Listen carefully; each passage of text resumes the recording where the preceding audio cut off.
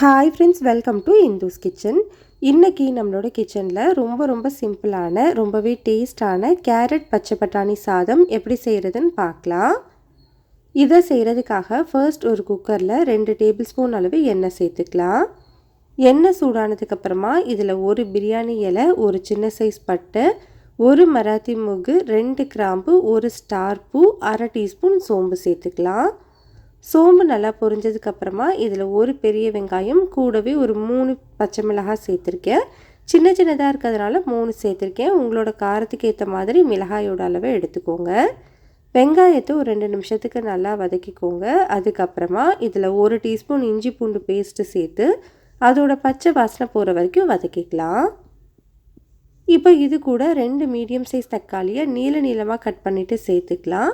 கூடவே இந்த சாதத்துக்கு தேவையான அளவு உப்பு, ஒரு 3/4 டீஸ்பூன் அளவு கல்லுப்பு சேர்த்துட்டு இந்த தக்காளி நல்லா மசிகிற வரைக்கும் வதக்கிக்கோங்க. இந்த அளவுக்கு தக்காளி நல்லா மசிஞ்சு வெந்ததுக்கப்புறமா இதில் ஒரு பெரிய சைஸ் கேரட்டை தோல் சீவிட்டு ரவுண்டாக கட் பண்ணி வச்சுருக்கேன். இது கூட 1 கப் அளவு பச்சை பட்டாணியை முளைக்கட்டி வச்சுருக்கேன். சப்போஸ் உங்ககிட்ட முளைக்கட்டின பச்சை பட்டாணி இல்லை அப்படின்னா நீங்கள் ஃப்ரெஷ்ஷான பச்சை பட்டாணி யூஸ் பண்ணிக்கலாம். இப்போ இந்த காயை மீடியம் ஹீட்டில் வச்சுட்டு ஒரு 2லேருந்து 3 நிமிஷத்துக்கு நல்லா வதக்கிக்கோங்க.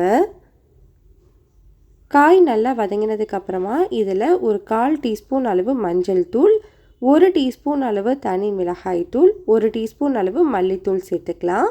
உங்களோட காரத்துக்கு ஏற்ற மாதிரி மிளகாய் தூளோட அளவு மட்டும் எடுத்துக்கோங்க.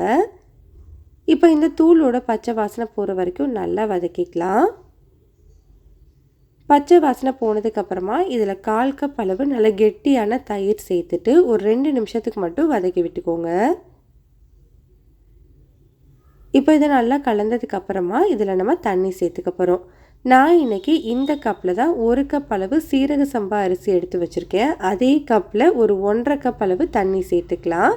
நான் 1 கப் அளவு நார்மலான தண்ணியும் 1/2 கப் அளவு அரிசி ஊற வச்ச தண்ணியும் சேர்த்துருக்கேன். இதை நல்லா கலந்துட்டு இது ஒரு 3-4 நிமிஷத்துக்கு நல்லா கொதிக்க வச்சுக்கலாம். இந்த மாதிரி கொதிக்க ஆரம்பித்ததுக்கப்புறமா நம்ம அரிசி சேர்த்துக்கலாம். நான் இன்றைக்கி 1 கப் அளவு சீரக சம்பா அரிசியை நல்லா கழுவிட்டு 1/2 மணி நேரத்துக்கு முன்னாடியே தண்ணியில் ஊற வச்சு வச்சுருக்கேன்.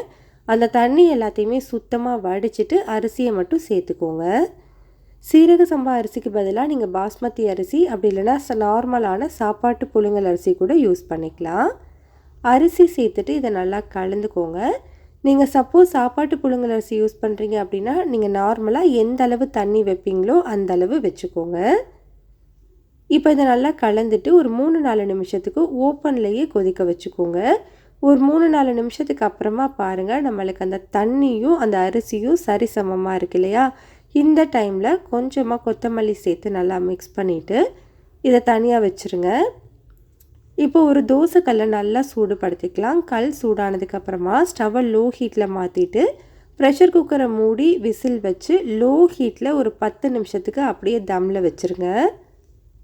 10 நிமிஷத்துக்கு அப்புறமா ஸ்டவ்வை ஆஃப் பண்ணிவிட்டு அந்த ப்ரெஷர் எல்லாமே ரிலீஸ் ஆனதுக்கப்புறம் நம்ம ஓப்பன் பண்ணிக்கலாம். இப்போ பாருங்கள், நம்மளுக்கு சூப்பரான கேரட் பட்டாணி சாதம் ரெடி ஆகிடுச்சு. இது மேலே ஒரு 1 டேபிள் ஸ்பூன் அளவு நெய் சேர்த்து நல்லா மிக்ஸ் பண்ணிக்கோங்க. நல்ல வாசனையாக இருக்கும். அவ்வளோதான், நம்மளுக்கு ரொம்ப சிம்பிளான ரொம்பவே டேஸ்டான கேரட் பட்டாணி சாதம் ரெடி ஆகிடுச்சு. பாருங்கள், நல்லா உதிரியாக சாப்பிட்றதுக்கு ரொம்பவே நல்லாயிருக்கும். லஞ்ச் பாக்ஸ்க்கெல்லாம் சூப்பரான ரெசிபி. கட்டாயம் இந்த மெத்தடில் நீங்கள் ட்ரை பண்ணி பாருங்கள். டேஸ்ட் ரொம்ப நல்லாயிருக்கும். பிடிச்சிருந்தால் லைக் பண்ணி ஷேர் பண்ணிக்கோங்க.